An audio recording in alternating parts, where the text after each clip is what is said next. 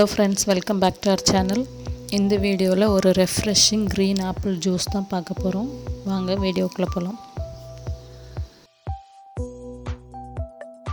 Juice பண்றதுக்கு green apple எடுத்துறோம். green apple சின்ன சின்ன ஸ்லைஸா கட் பண்ணி எடுத்துறணும்.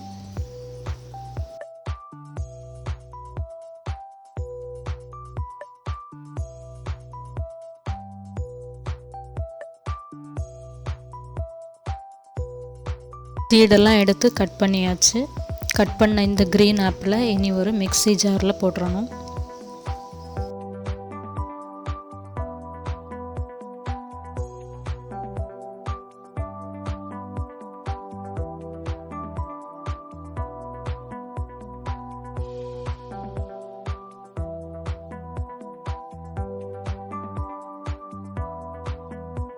இந்த கிரீன் ஆப்பிள் கூட ஒரு 4-5 மின்ட் லீஃப் புதினா இலை போடணும்.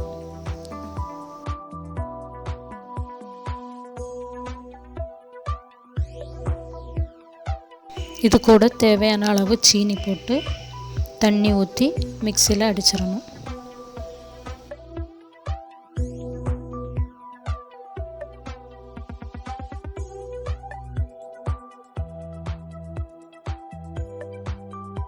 ஜூஸ் அடித்தாச்சு. இனி இதை ஃபில்டர் பண்ணி எடுத்துடலாம். ஃபில்டர் பண்ணதுக்கப்புறம் இது கூட ஒரு பிஞ்ச் சால்ட் போட்டிங்கன்னா இன்னும் நல்லாயிருக்கும் டேஸ்ட்டு.